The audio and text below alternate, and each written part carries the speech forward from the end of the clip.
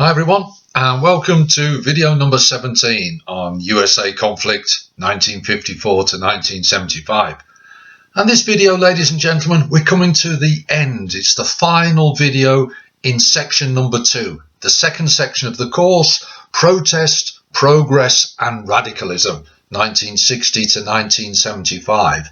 What actually happened to civil rights in those 15 years?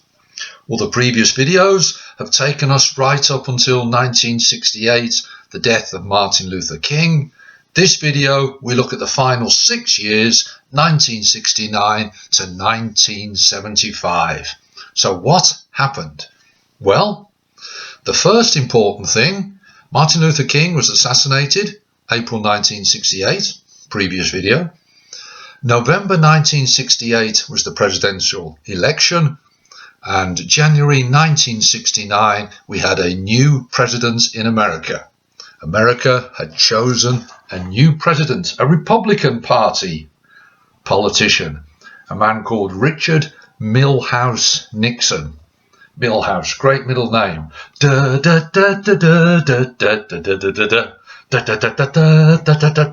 course, Milhous in The Simpsons, named after President Nixon.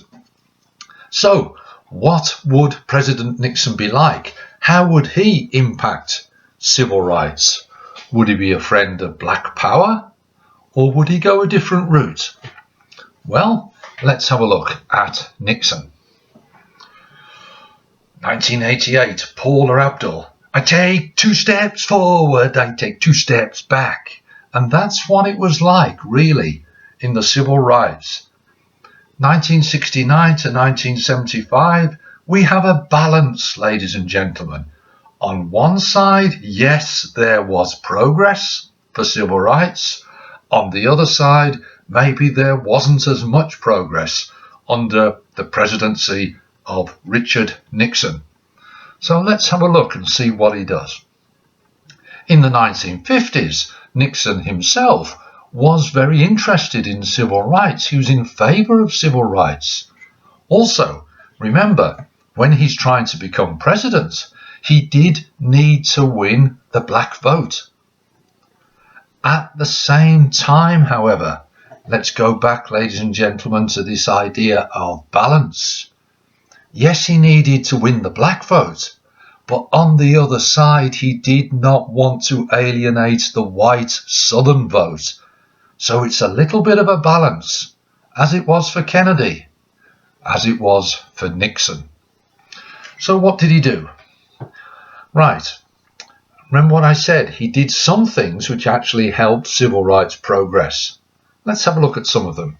Number 1, 1972, he set up the Office of Minority Business Enterprise.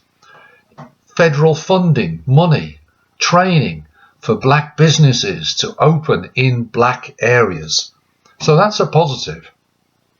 Number 2, he gave tax breaks, tax advantages to white businesses to set up in black areas. There's another positive. He introduced something called affirmative action, and that's to encourage people to deliberately choose to give a job to a black person if the white person and the black person were exactly the same qualifications. Choose to give it to the black person to try and increase job opportunities. 1972, a new law, the Equal Opportunity Act. So he is trying some things to help the black community progress.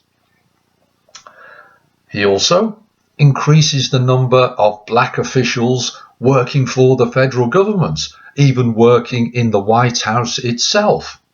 A man called James Farmer. Now you may remember him. He was a member of CORE, Congress of Racial Equality, and he was one of the original Freedom Riders. Check back on an earlier video for that. And Nixon took him into the White House and gave him a job in the Department of Health, Welfare and Education. All in all, there were about 300,000 companies with federal contacts and contracts giving jobs to black people. So you could argue in one way there is some progress for blacks and civil rights under President Nixon. Progress. 2 steps forward. However, the balance, 2 steps backwards, because in some areas there was not as much progress. Well, let's have a look. First of all, the attitude of President Nixon. He made very little attempt really to go and engage and meet with the black civil rights activists and their leaders. So he's sending out quite a negative message there. Number 2, after the assassination of Martin Luther King, there was a call, a clamour. Let's celebrate the life of this great man. Let's remember his achievements. Let's have a national holiday on the birth of Martin Luther King. President Nixon, no, I'm not interested in that. A negative. He was also criticised because to white people, to white voters, he said, look, if we give the black people something, if we give them better civil rights, if we maybe give them a job, if we improve their housing, then they will not riot. There will be no violence. So he's looking at the situation almost from the perspective of the white American people, rather than say, look, that is the right of the black community. He's saying to the whites, look, if we give them something, our lives will be better. Can you see that there's a little bit of a nuanced difference there? And some people criticised Nixon for this, because they're saying, really, in a way, you're patronising black people. If you improve their housing or allow them to own a home, then you're saying, oh, now be good and don't attack us, don't cause any trouble, don't destroy property, because now you've got your home. It's a bit of a patronising attitude, and Nixon was criticised for that. 1970, Nixon's the president. Unemployment. The unemployment rate for white Americans, 5%. For black Americans, 8%. But let's drill down a bit further. Think back to Black Power and who's out on the streets protesting, mainly black youth. And that could be maybe something to do with this. 1970, unemployment, white teenagers, 15%, 1-5, black teenagers, 50%. A huge discrepancy there. So, 2 steps forward, Nixon did some things to help civil rights progress. 2 steps backwards, Nixon also did things which maybe did not help progress as much as he should have done. So that's the man himself, Nixon. What about education? Education had been a big issue throughout the civil rights. Think back to Topeka versus Brown.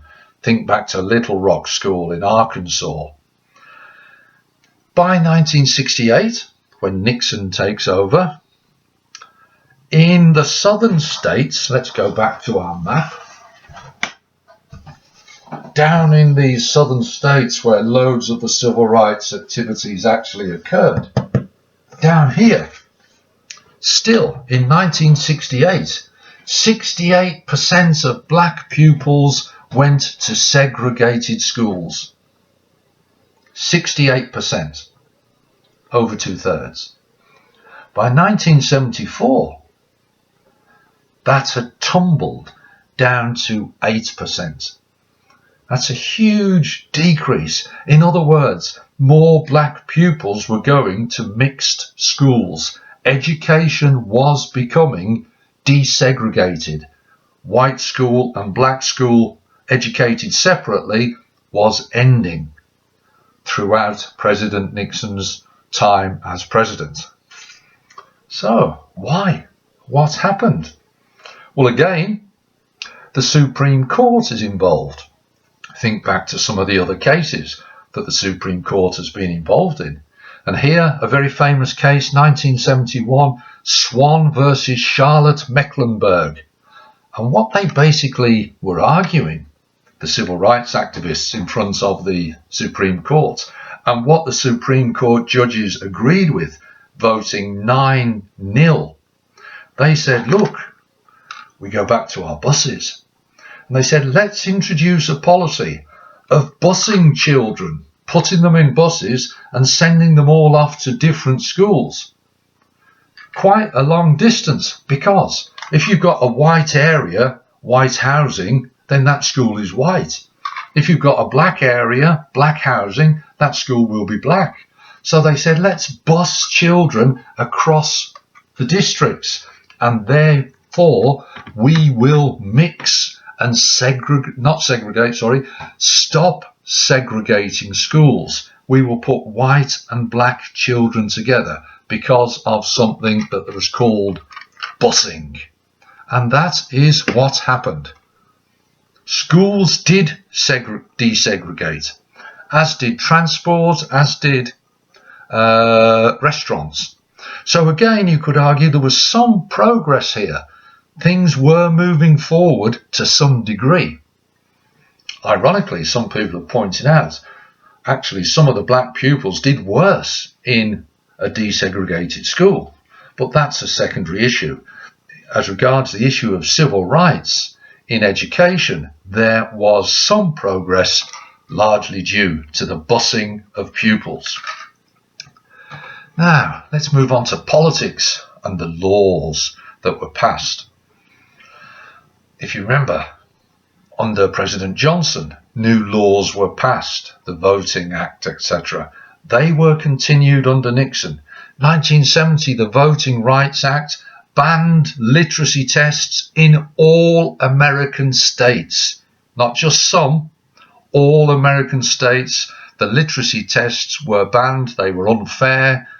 They discriminated against black people. They were banned in 1970. And in 1975, that act was revised to include all other racial minorities, not just black people. So you could say the law is helping here to move the civil rights struggle forward, improving the registration of minorities to vote. By 1973, 16 black people had been elected to the House of Congress, making the laws. Still more was needed to be done, because by the 1976 election, there was still a third of black people who were not registered to vote. So again, some progress and some areas where there wasn't progress, but things were slowly beginning to change in certain areas. Another example, in 1964, there were 25 black elected officials down in the southern states. By 1970, there were 700 black officials. A huge increase. Things were still beginning to change. More to be done, but change was occurring. Now, what about the economy? What about money? How are things going there, ladies and gentlemen? Well, in 1960, 50%, 1 in 2, 50% of black Americans lived below the poverty line. By 1974, it was 30%. Still too many, but again, you could argue some progress has been made. 1976, the year after the end of our course, 1975. Let's have a look at family income, the dollar. Annual income for a family, 1976. Below $6,000 per year. Whites in America, 16%. Earned less than $6,000 a year. Family. Black family in America, $6,000, 39%. Whites, 16, blacks, 39. Look at it the other way. Above $12,000 a year, family income. Above 12,000. Whites, 64%. Blacks, 39%. White people were richer. There was still no equality as regards the economy, finances, money, being rich in America, right even towards the end of our period, 1975. As ABBA said, da da da da, it's a rich man's world, da da da da da da da da da da da, it's a rich man's world. And most of the rich people in America were still white, despite the civil rights struggle. They had not succeeded in getting equality in economics. Martin Luther King's Poor People's Campaign didn't succeed. The Black Panther campaign for equality economically did not succeed. Yes, there'd been some progress, mainly due to improved educational opportunities, but still much more needed to be done. It was a mixed picture, ladies and gentlemen. Many blacks still lived in the ghetto.